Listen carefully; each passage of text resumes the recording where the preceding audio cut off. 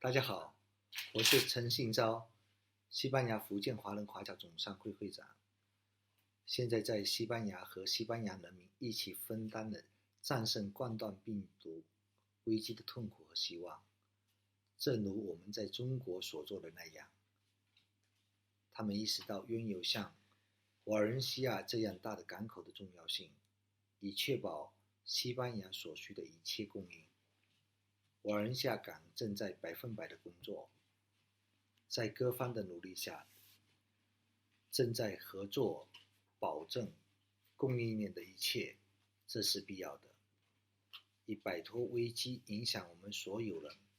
在西班牙生活和工作的我们中国的企业家和公民，正在与西班牙人民合作，因为我确信我们将共同赢得这场战斗。谢谢大家。